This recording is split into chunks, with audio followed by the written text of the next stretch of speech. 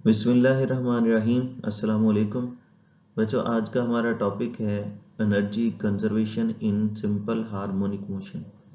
7th chapter का ये most important question है। Energy conservation in simple harmonic motion को डिस्कस करने से पहले मैं एक बेसिक कॉन्सेप्ट इसका आपको समझा दूं। सिंपल हार्मोनिक मोशन में एनर्जी की कंजर्वेशन से क्या मुराद है कि एनर्जी कंजर्व रहती है, कांस्टेंट रहती है, लेकिन एक फॉर्म से दूसरी फॉर्म में चेंज हो सकती है। जिस तरह से हमारे पास ये एक वाइब्रेटिंग मास स्प्रिंग सिस्टम है, इस वाइब्रेटिंग मास स्प्रिंग सिस्टम की मास m जो स्प्रिंग के साथ अटैच है, जब आप स्प्रिंग को स्ट्रेच करेंगे वो मूव नहीं कर रहा होगा लेकिन स्ट्रेच होगा एक्सट्रीम पोजीशन पे, तो उस वक्त उसकी सारी एनर्जी पोटेंशियल एनर्जी होगी। जैसे आप इसको रिलीज करेंगे, मूव करने लगेगा, तो वो पोटेंशियल एनर्जी किनेटिक एनर्जी में चेंज होगी। मीन पोजीशन पे आएगा तो चूंकि बड़ी तेजी से मूव कर रहा होगा मीन पोजीशन पे, तो वो सारी एनर्जी किनेटिक एनर्जी होगी लेकिन पोटेंशियल एनर्जी नहीं होगी क्योंकि स्प्रिंग अपनी नॉर्मल फॉर्म में होगा। इनर्शिया की वजह से मूव करता हुआ ये दूसरी एक्सट्रीम पोजीशन पे जाएगा, वहां जाके कंप्रेस होगा और एक लम्हे के लिए रुकेगा, तो कंप्रेस होगा तो फिर पोटेंशियल एनर्जी बन जाएगी। यानी एक्सट्रीम पोजीशंस पे पोटेंशियल एनर्जी होगी और मीन पोजीशन पे किनेटिक एनर्जी, यानी पोटेंशियल एनर्जी किनेटिक में और किनेटिक पोटेंशियल में चेंज होगी। लेकिन मैं आप लोगों को ये प्रूव कर दूंगा, समझा दूंगा कि पोटेंशियल एनर्जी किनेटिक और किनेटिक पोटेंशियल में चेंज जरूर होती है लेकिन टोटल अमाउंट ऑफ एनर्जी हमेशा कांस्टेंट रहती है। यही energy conservation in simple harmonic motion कहलाएगी। बच्चों, हम लोग 3 पॉइंट्स पे एनर्जी इसकी वेरीफाई करेंगे, एक्सट्रीम पोजीशन पे, मीन पोजीशन पे और एक्सट्रीम और मीन पोजीशन के दरमियान में। जाहिर है 2 एक्सट्रीम पोजीशन, ये भी एक्सट्रीम पोजीशन होती है जब फुली स्ट्रेच होगा, ये भी एक्सट्रीम पोजीशन है जब फुली कंप्रेस होगा। तो एक्सट्रीम तो दोनों में से एक ले लेते हैं, एक्सट्रीम पोजीशन ले लेते हैं, मीन पोजीशन ले लेते हैं और एक्सट्रीम और मीन के दरमियान एक पॉइंट ले लेते हैं। एक्सट्रीम पोजीशन को मैंने ए का नाम दिया हुआ है, मीन पोजीशन को पॉइंट बी का नाम दिया हुआ है और जो इन दोनों के दरमियान एक पॉइंट है उसको सी का नाम दिया हुआ है। मीन से एक्सट्रीम का फासला भी आपको बताते चले, तो मीन से एक्सट्रीम का फासला x नॉट है। मीन पोजीशन से एक्सट्रीम पोजीशन का फासला यानी b से a तक का डिस्टेंस जो है वो x नॉट है और b से c तक का डिस्टेंस x है, और अगर हम मीन पे होंगे तो x इज इक्वल टू 0 होगा। तो अब हम अपना टॉपिक स्टार्ट करते हैं बाकायदा। देखते हैं कि हमारे पास एक्सट्रीम पोजीशन पे एनर्जी कितनी आती है, पोटेंशियल एनर्जी, मीन पोजीशन पे किनेटिक एनर्जी कितनी आती है, और अगर आप एक्सट्रीम और मीन के दरमियान में होंगे तो पोटेंशियल और किनेटिक दोनों ही होंगी, तो वो भी देखेंगे कि उनका सम हमारे पास क्या बनता है। तो let's consider a vibrating mass spring system. Topic का स्टार्ट कुछ इस तरह से होता है कि लेट्स से कि हमारे पास एक वाइब्रेटिंग मास स्प्रिंग सिस्टम है। The mass m is pulled slowly, ये जो मास m है इसको स्लोली पुल कर दें। एक वाइब्रेटिंग मास स्प्रिंग सिस्टम हम लोग ले चुके हैं। Mass m is pulled slowly, mass m को स्लोली पुल करें। The spring is stretched by an amount x naught. जब मास m को स्लोली पुल करेंगे तो ये जो स्प्रिंग है वो स्ट्रेच हो जाएगा। कितना स्ट्रेच होगा? x नॉट, क्योंकि हमने b से a तक लेके जाना, तो स्प्रिंग स्ट्रेच हो जाएगा by an amount x naught against the elastic restoring force. क्योंकि स्प्रिंग में इलास्टिसिटी होती है, तो उस इलास्टिक रिस्टोरिंग फोर्स के अगेंस्ट हमने इसको b से a पर लेके जाना है और कितना स्ट्रेच कर देना है? x not. It is assume, ये हमने फर्ज किया है कि स्प्रिंग को आपने स्ट्रेच करना है स्लोली। वो स्लोली इसलिए स्ट्रेच करना है ताकि वेलोसिटी में कोई ऐसा चेंज ना है। अगर वेलोसिटी में चेंज नहीं आएगा तो उसका एक्सेलरेशन 0 रहेगा। अब बच्चों, अकॉर्डिंग टू हुक्स लॉ, सबसे पहले तो जब हम मीन पोजीशन पे होते हैं तो हमारी डिस्प्लेसमेंट 0 है। जब डिस्प्लेसमेंट ही मीन पोजीशन पे 0 है तो फोर्स भी क्या होगी? 0, क्योंकि एफ डायरेक्टली प्रोपोर्शनल एक्स है ना। यानी अगर x मतलब डिस्प्लेसमेंट ज्यादा होगी तो फोर्स ज्यादा होगी, डिस्प्लेसमेंट कम होगी तो फोर्स भी कम होगी। जब आप मीन पोजीशन पे होंगे, डिस्प्लेसमेंट 0 है तो यहां पर फोर्स भी 0 होगी। जब आप इसको b से a पर ले जाएंगे, डिस्प्लेसमेंट करनी है x नॉट, तो फोर्स भी कितनी हो जाएगी? k x not. मीन पे है, डिस्प्लेसमेंट 0 है, तो यहां पर फोर्स भी क्या होगी? 0। जब आप b से a पर चले जाएंगे तो डिस्प्लेसमेंट हो जाएगी x नॉट, तो फोर्स भी कितनी हो जाएगी? k x naught. f is equal to k x naught. तो F डायरेक्टली प्रोपोर्शनल अब x नॉट होगा ना, क्योंकि x नॉट डिस्प्लेसमेंट है, तो F is equal to k x naught हो जाएगा। अब एवरेज फोर्स क्या होगी? दोनों फोर्सेस को ऐड करें, 0 और के एक्स नॉट को, दोनों फोर्सेस को ऐड करके 2 से डिवाइड कर दें ताकि एवरेज फोर्स आ सके। 0 प्लस के एक्स नॉट डिवाइडेड बाई 2, तो 0 प्लस के एक्स नॉट बाई 2 करेंगे तो के एक्स नॉट बाई 2 हो जाएगा, या 1 बाई 2 के एक्स नॉट कह सकते हैं। अब हम वर्क निकालते हैं, देखते हैं कि बी से लेकर ए तक स्प्रिंग को स्ट्रेच करने के लिए हमने कितना वर्क किया। W is equal to F D होता है, ये एफ एवरेज ही हमने लेनी है। W is equal to F D. अब फोर्स हमारे पास है 1/2 के एक्स नॉट, और डिस्प्लेसमेंट भी जो बी से ए तक करवाई है वो भी एक्स नॉट ही है। तो फोर्स होगी 1/2 के एक्स नॉट जो अभी फाइंड आउट की है, डिस्प्लेसमेंट भी एक्स नॉट है। इन दोनों को जब मल्टीप्लाई करेंगे 1/2 के एक्स नॉट को एक्स नॉट से, तो 1/2 के एक्स नॉट स्क्वायर हो जाएगा।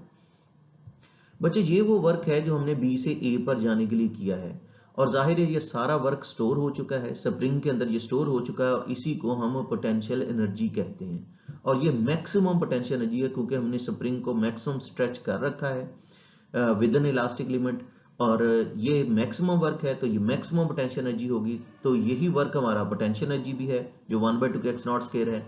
तो बस पोटेंशियल एनर्जी मैक्सिमम जो होगी वो 1/2 के एक्स नॉट स्क्वायर हो जाएगी। यहाँ पर किनेटिक एनर्जी नहीं है क्योंकि ये मूव तो कर नहीं रहा, तो है ही सारी पोटेंशियल एनर्जी, और वो 1/2 के एक्स नॉट स्क्वायर है। किनेटिक एनर्जी यहाँ पर 0 होगी। ये पॉइंट ए की एनर्जी है तो मैंने इसको इक्वेशन भी ए का नाम दिया हुआ है ताकि हमारी पॉइंट ए की पोटेंशियल एनर्जी निकल सके। तो पोटेंशियल एनर्जी मैक्सिमम जो है वो 1/2 के एक्स नॉट स्क्वायर होगी। लेकिन बच्चों अगर हमने इसको पॉइंट ए तक स्ट्रेच ना किया होता, सिर्फ सी तक किया होता, तो डेफिनेटली फिर सारी पोटेंशियल ना होती, क्योंकि यहाँ से तो मूव करते हुए से गुजरना है। इसमें फिर पोटेंशियल और किनेटिक दोनों का हिस्सा होता है, तो पॉइंट सी पर भी साथ ही निकालते जाते हैं कि कितनी पोटेंशियल एनर्जी होगी, लेकिन वो मैक्सिमम नहीं होगी।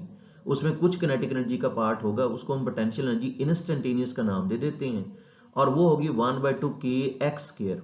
1/2 के एक्स स्क्वायर होगी, क्योंकि जब हम पॉइंट सी तक आएंगे तो यहाँ तक का जो बी से ए तक का डिस्टेंस तो एक्स नॉट था ना, लेकिन बी से सी तक की जो स्ट्रेचिंग है, जो डिस्टेंस है, वो एक्स है। तो फिर इसको हम 1/2 के एक्स नॉट स्क्वायर नहीं कहेंगे बल्कि 1/2 के एक्स स्क्वायर कहेंगे। ये चूंकि मैंने पॉइंट सी के लिए निकाली है पोटेंशियल एनर्जी, तो इसलिए इसको सी डैश का नाम दिया गया। जिन पॉइंट्स पे एनर्जी निकालेंगे उनको उन्हीं के रेलिवेंट नाम देते हैं ताकि आपको समझने में आसानी हो। बहरहाल पॉइंट ए पर तो सारी पोटेंशियल एनर्जी है, वो पोटेंशियल एनर्जी मैक्सिमम है, वो 1/2 के एक्स नॉट स्क्वायर है। पॉइंट सी पर हमने पोटेंशियल एनर्जी निकाली है, लेकिन वो इंस्टेंटेनियस है क्योंकि यहाँ कुछ किनेटिक एनर्जी भी होगी, और वो 1/2 के एक्स स्क्वायर है क्योंकि यहाँ का डिस्टेंस एक्स था, तो 1/2 के एक्स स्क्वायर है, इसको सी डैश का नाम दे दिया। बच्चों अब हम बढ़ेंगे पॉइंट सी से होते हुए आगे बी की तरफ जाएंगे, लेकिन पहले पॉइंट सी के लिए किनेटिक एनर्जी भी निकाल लें। देखिए जो वेलोसिटी होती है, ये हॉरिजॉन्टल मास स्प्रिंग सिस्टम, पीछे हमारा टॉपिक गुजरा है हॉरिजॉन्टल मास स्प्रिंग सिस्टम, उसमें आप लोगों को बताया था कि वेलोसिटी का फार्मूला होता है v is equal to x naught k over m 1 minus x square over x naught square square root. Horizontal mass spring system में वेलोसिटी का ये फार्मूला मौजूद है कि v is equal to x naught k over m 1 minus x square over x naught square, इसका square root है।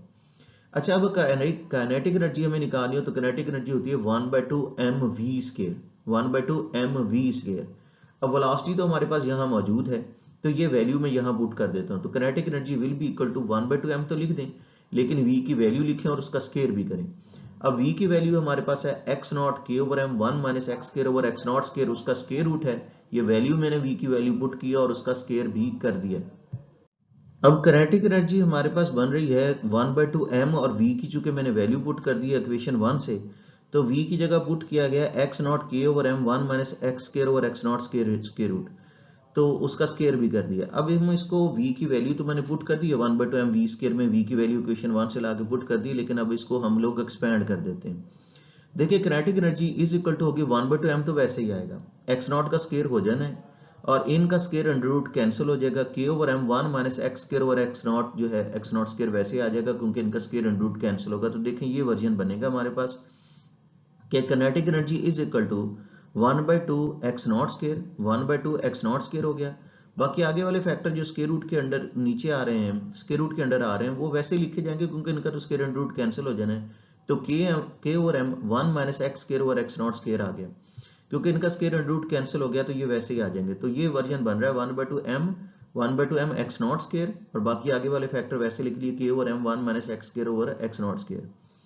अब देखिए ये m से m तो कैंसिल हो जाएगा, अगर हम m से m कैंसिल कर दें तो 1/2 के एक्स नॉट स्क्वायर आ गया। m से m को कैंसिल कर दें तो 1/2 क्या हो जाएगा, के x naught square, 1/2 k x naught square हो गया, 1 minus x square over x naught square लिखा जाएगा, इसको c डबल डैश का नाम देंगे। उसकी वजह यह है कि ये भी किनेटिक एनर्जी है, लेकिन ये भी पॉइंट सी की है, ये इंस्टेंटेनियस है।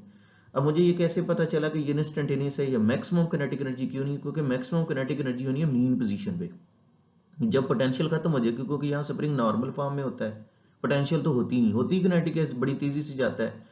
और किनेटिक एनर्जी अगर यहाँ निकालनी है, किनेटिक एनर्जी मैक्सिमम निकालनी है, तो आपको x0 पुट करना पड़ेगा। तो इसलिए ये किनेटिक एनर्जी पॉइंट सी की निकली है। पॉइंट सी की जो हमारे पास पोटेंशियल एनर्जी है वो पहले ही हम निकाल चुके हैं, पॉइंट सी पर पोटेंशियल भी है और किनेटिक भी है। पोटेंशियल तो पहले ही निकाल चुके हैं, अब किनेटिक भी आ गई। तो किनेटिक एनर्जी जो पॉइंट सी के लिए है, जो किनेटिक एनर्जी इंस्टेंटेनियस जिसको मैं कह रहा हूँ, वो 1/2 के एक्स नॉट स्क्वायर है, क्योंकि m से m तो कैंसिल हो चुका है, 1/2 के एक्स नॉट स्क्वायर है, तो के x naught square 1 minus x square over x naught square होगा। अब हम पॉइंट बी पर चलते हैं, kinetic energy maximum find out करनी है। तो किनेटिक एनर्जी मैक्सिमम के लिए x को 0 कर दें। जैसे ही मैंने x को 0 करना है, ये देखिए इसमें 0 पुट करना है, तो kinetic energy maximum is equal to 1/2 k x naught square, 1 minus x की जगह 0 का square over x naught square. 0 का स्क्वायर 0 होता है, 0 ओवर समथिंग भी 0 होता है, ये तो फैक्टरी 0 हो जाना ना। तो 1 माइनस 0 तो 1 आएगा, 1 में से 0 माइनस करेंगे तो 1 आएगा, 1 को इससे मल्टीप्लाई कर देंगे तो ये किनेटिक एनर्जी मैक्सिमम होगी पॉइंट बी के लिए। तो किनेटिक एनर्जी मैक्सिमम जो पॉइंट बी के लिए है वो भी 1/2 के एक्स नॉट स्क्वायर होगी, 1/2 के एक्स नॉट स्क्वायर, ये पॉइंट बी की किनेटिक एनर्जी मैक्सिमम है। अच्छा, अब किनेटिक एनर्जी मैक्सिमम हमने पॉइंट बी के लिए भी निकाली, अब हम पॉइंट सी पर आते हैं। पॉइंट ए पर सारी पोटेंशियल है, वो निकाल चुके हैं, 1/2 k x naught square. Point C पर, चूंकि पॉइंट ए पर तो पोटेंशियल ही होनी थी, मूव नहीं कर रहा था, तो वो 1/2 के एक्स नॉट स्क्वायर हम निकाल चुके हैं। पॉइंट सी पर स्प्रिंग नॉर्मल फॉर्म में था, पोटेंशियल तो नहीं थी, किनेटिक थी, और वो भी हम निकाल लिया, 1/2 के एक्स नॉट स्क्वायर है। अब जरा सी पर आ जाए, सी पर पोटेंशियल भी है और किनेटिक भी है, और वो दोनों हम कैलकुलेट कर आए हैं कि कितनी पोटेंशियल और कितनी किनेटिक है। ये पोटेंशियल है पॉइंट सी की, सी डैश का जिसको नाम दिया हुआ है, और ये किनेटिक है पॉइंट सी की, जिसको सी डबल डैश का नाम दिया हुआ है। इन दोनों को, अब जितनी वहां पर पोटेंशियल है सी डैश वाली और सी डबल डैश वाली जो वहां पर किनेटिक है पॉइंट सी पर, इन दोनों को ऐड करते हैं। तो टोटल एनर्जी पॉइंट सी पर निकालने के लिए potential energy instantaneous, kinetic energy instantaneous को ऐड करें। पोटेंशियल एनर्जी इंस्टेंटेनियस है, जैसे कि हमने लिखा हुआ है सी डैश के अंदर 1/2 k x square. Kinetic energy instantaneous हमारे पास है 1/2 k x naught square, 1 minus x square over में क्या है, एक्स नॉट स्क्वायर। तो ये सी डैश से वैल्यू ली गई है, ये सी डबल डैश से वैल्यू ली गई है। बच्चों अब इनको, इसको एक्सपैंड कर दें, 1/2 के एक्स स्क्वायर तो वैसे लिख देना, 1/2 के एक्स स्क्वायर वैसे लिख दें, इसको अंदर मल्टीप्लाई कर दें, 1/2 के एक्स नॉट स्क्वायर इससे मल्टीप्लाई होगा, पहले तो 1 से 1/2 के एक्स नॉट स्क्वायर आ जाएगा, फिर 1/2 के एक्स नॉट स्क्वायर को next minus x square over x naught square से भी मल्टीप्लाई करें। 1/2 के एक्स स्क्वायर तो वैसे ही लिखा जाएगा, 1/2 के एक्स नॉट स्क्वायर को 1 से भी मल्टीप्लाई करें और नेक्स्ट से भी, ये देखिए 1/2 के एक्स स्क्वायर वैसे लिखा है, 1/2 के एक्स नॉट स्क्वायर को 1 से मल्टीप्लाई किया तो 1/2 के एक्स नॉट स्क्वायर हो गया। इसी 1/2 के एक्स नॉट स्क्वायर को नेक्स्ट फैक्टर से मल्टीप्लाई किया तो 1/2 k x naught square x square over x naught square हो गया, एक्स नॉट स्क्वायर से एक्स नॉट स्क्वायर कैंसिल हो जाएगा, और ये जैसे ही कैंसिल होंगे तो ये 1/2 के एक्स स्क्वायर आ जाएगा, यानी 1/2 के एक्स स्क्वायर वैसे ही है, plus 1/2 k x naught square भी वैसे है, माइनस 1/2 के एक्स स्क्वायर आ गया, ये दोनों कैंसिल हो जाएंगे, minus 1/2 k x square plus 1/2 k x square, और सिर्फ हमारे पास 1/2 के एक्स नॉट स्क्वायर आ रहा है। ये पॉइंट सी की हमारे पास टोटल एनर्जी आ चुकी है। बच्चों अब देखें कि जो टोटल एनर्जी है सिंपल हार्मोनिक मोशन में, एनर्जी जो है वो कंजर्व रही है, क्योंकि आप लोग देखें कि अगर हमने पॉइंट ए पर एनर्जी निकाली है तो पॉइंट ए पर एनर्जी पोटेंशियल एनर्जी है वो 1/2 के एक्स नॉट स्क्वायर है, पॉइंट बी पर टोटल एनर्जी है ही किनेटिक एनर्जी, वो भी 1/2 के एक्स नॉट स्क्वायर है, पॉइंट सी पर कुछ पोटेंशियल और कुछ किनेटिक थी लेकिन उनका समेशन भी 1/2 के एक्स नॉट स्क्वायर है। मतलब ये हुआ कि एनर्जी पोटेंशियल से किनेटिक में या किनेटिक से दोबारा पोटेंशियल में इंटरचेंज जरूर होती है, लेकिन टोटल अमाउंट ऑफ एनर्जी हमेशा कांस्टेंट रहती है, और एनर्जी का इंटरचेंज करना लेकिन टोटल अमाउंट का हमेशा कांस्टेंट रहना ही एनर्जी कंजर्वेशन कहलाता है। तो सिंपल हार्मोनिक मोशन में एनर्जी कंजर्व रही है, यानी हम कह सकते हैं कि जब वो पोटेंशियल एनर्जी हमारे पास मैक्सिमम थी, पोटेंशियल एनर्जी मैक्सिमम थी, लेकिन वो उस वक्त किनेटिक एनर्जी 0 थी, लेकिन थी तो potential energy 1/2 k x naught square, potential energy maximum थी 1/2 के एक्स नॉट स्क्वायर थी, लेकिन इस वक्त किनेटिक एनर्जी 0 थी। जब हम मीन पोजीशन पे आए तो फिर हमारी पोटेंशियल तो 0 हो गई, सारी किनेटिक ही थी, लेकिन थी वो भी 1/2 के एक्स नॉट स्क्वायर। तो जब हम ना एक्सट्रीम पे थे ना मीन पे थे, पॉइंट सी पर थे, तो कुछ पोटेंशियल और कुछ किनेटिक थी, लेकिन उसकी भी समेशन जो हमेशा जो टोटल आती रही और वो टोटल जो कांस्टेंट आता रहा वो 1/2 के एक्स नॉट स्क्वायर ही था। एक्चुअली ये जो एनर्जी का इंटरचेंज होता है, जब भी स्प्रिंग कंप्रेस या रिलीज होता है, ये एनर्जी का इंटरचेंज होता है from one form to another form, एक फॉर्म से दूसरी फॉर्म में, जब जब भी स्प्रिंग कंप्रेस या रिलीज होगा। यानी जब ये हम इसको खींच के रिलीज करते हैं ना, तो इसकी पोटेंशियल एनर्जी किनेटिक में चेंज हो रही होती है, और जब ये दोबारा कंप्रेस हो रहा होता है तो वही किनेटिक एनर्जी दोबारा पोटेंशियल में बदल जाती है। ये जो एनर्जी का इंटरचेंज है किसी भी ऑसिलेटिंग बॉडी की ऑसिलेशन को मेंटेन करने के लिए बड़ा जरूरी है, क्योंकि अगर एनर्जी इंटरचेंज नहीं होगी तो ये ऑसिलेट भी नहीं कर पाएगा। देखें, जब खिंचा हुआ है तो पोटेंशियल एनर्जी है, अगर पोटेंशियल किनेटिक में चेंज होगी तो ये मूव करेगा ना, और वो किनेटिक दोबारा पोटेंशियल में चेंज होगी तो ये कंप्रेस होगा। तो किसी भी ऑसिलेशन को मेंटेन करने के लिए इसकी एनर्जी का इंटरचेंज बहुत जरूरी है। तो बच्चों, बात मैं ये कह रहा था कि ये जो पीरियोडिक इंटरचेंज है एनर्जी का, यानी पोटेंशियल का किनेटिक और किनेटिक का पोटेंशियल में चेंज जो है ना, यहाँ के फिर पोटेंशियल होगी, ये बेसिक प्रॉपर्टी है तमाम ही ऑसिलेटरी सिस्टम की। इसको आप ग्राफिकली भी देख सकते हैं कि देखिए टोटल एनर्जी तो हमेशा कांस्टेंट रहनी है, लेकिन इस ऑसिलेटिंग मास स्प्रिंग सिस्टम की जब एक्सट्रीम पोजीशंस होंगी ना, तो एक्सट्रीम पोजीशन पर इसकी पोटेंशियल एनर्जी होगी। एक्सट्रीम पोजीशन पर ये देखें, एक्सट्रीम पोजीशन जो है ना हमारे पास, ये पोटेंशियल एनर्जी की लाइन है, कर्व्ड लाइन जो है, एक्सट्रीम पोजीशन पे पोटेंशियल एनर्जी मैक्सिमम है। ये कर्व्ड लाइन पोटेंशियल एनर्जी की है, तो इस एक्सट्रीम पे भी पोटेंशियल एनर्जी मैक्सिमम है, दूसरी एक्सट्रीम पे भी पोटेंशियल एनर्जी मैक्सिमम है, लेकिन मीन पे पोटेंशियल एनर्जी क्या है, जीरो है। और किनेटिक एनर्जी का मामला उलट है। किनेटिक एनर्जी की ये ब्लू लाइन किनेटिक एनर्जी के लिए है, तो आप देखिए किनेटिक एनर्जी एक्सट्रीम पोजीशन पे जीरो है, बिल्कुल जीरो हो रही है, क्योंकि इस एक्सट्रीम पे भी और दूसरी एक्सट्रीम पे भी रुकता है जाके ऑब्जेक्ट जो होता है, एक लम्हे के लिए ऑसिलेटिंग मास स्प्रिंग सिस्टम रुकता है, तो इसलिए एक्सट्रीम्स पे किनेटिक एनर्जी तो जीरो होगी, लेकिन मीन पे आप देखिए किनेटिक एनर्जी मैक्सिमम है। लेकिन टोटल जहां भी आप निकालेंगे इसका टोटल हमेशा ही कांस्टेंट रहेगा। बच्चों, ये जो एनर्जी का इंटरचेंज है, यानी पोटेंशियल से किनेटिक और किनेटिक से पोटेंशियल का, तमाम ऑसिलेटरी सिस्टम में ऐसा ही होता है। जिस तरह से आप लोग ऑसिलेटिंग मास स्प्रिंग सिस्टम जो है इसको अगर हम कंसीडर करें, तो ऑसिलेटिंग मास स्प्रिंग सिस्टम में भी ऐसा ही होता है कि अगर इसका जो बॉब है, ऑसिलेटिंग मास स्प्रिंग सिस्टम की जो मास m है, जब वो मीन पोजीशन से गुजर रही होती है तो उस वक्त उसकी सारी एनर्जी किनेटिक एनर्जी होती है, और जब वो दूसरी एक्सट्रीम, किसी भी एक्सट्रीम पर चला जाए, जैसे इस एक्सट्रीम पर चला जाए, तो वही किनेटिक एनर्जी उसकी ग्रेविटेशनल पोटेंशियल एनर्जी में बदल जाती है। एक्चुअली जब हम इसको स्टार्ट देते हैं, हम एक तरफ लेके जाते हैं, उस वक्त ग्रेविटेशनल पोटेंशियल एनर्जी होती है, जैसे रिलीज होता है तो उसकी gravitational potential energy kinetic energy में बदलने लगती है। मीन पोजीशन पर सारी किनेटिक एनर्जी होती है, और जब दूसरी एक्सट्रीम पर जाता है तो फिर वो ग्रेविटेशनल पोटेंशियल एनर्जी बन जाती है। तो ये भी ग्रेविटेशनल पोटेंशियल एनर्जी को किनेटिक एनर्जी और किनेटिक एनर्जी को पोटेंशियल एनर्जी में चेंज करता रहता है।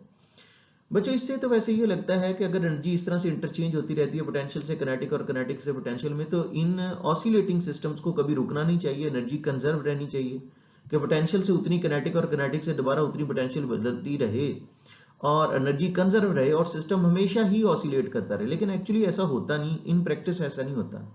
ऐसा इसलिए नहीं होता कि जब ये ऑसिलेट करते हैं तो इनको फ्रिक्शनल फोर्सेस का सामना होता है, और फ्रिक्शनल फोर्सेस की वजह से इनकी एनर्जी डेसिपेट हो जाती है, इनकी एनर्जी जाया होती है, यानी पोटेंशियल किनेटिक में चेंज हो रही होती है, लेकिन कुछ फ्रिक्शन की वजह से कम भी पड़ जाती है, तो किनेटिक उतनी नहीं बनती। किनेटिक दोबारा पोटेंशियल में चेंज जरूर होती है, लेकिन वो भी फ्रिक्शन की वजह से जाया होती है, तो उतनी पोटेंशियल हासिल नहीं कर पाती। तो एनर्जी मुसलसल डेसिपेट होती रहती है, और कॉन्सिक्वेंटली जो एनर्जी है उसकी डेसिपेशन की वजह से कॉन्सिक्वेंटली कोई भी सिस्टम जो होता है, कोई भी सिस्टम जो है वो इनडेफिनेटली ऑसिलेट नहीं कर सकता, मुसलसल ऑसिलेट वो नहीं करेगा। बच्चे, ये था हमारा आज का टॉपिक, और इसमें कोई कंफ्यूजन हो तो डिस्कस कीजिएगा। ये बड़ा इंपॉर्टेंट क्वेश्चन है 7th चैप्टर का, मोस्ट इंपॉर्टेंट क्वेश्चन इसको कंसिडर किया जाता है। इसको तैयार कीजिएगा अच्छे तरीके से। अल्लाह आपका हामी नासिर हो। अल्लाह हाफिज।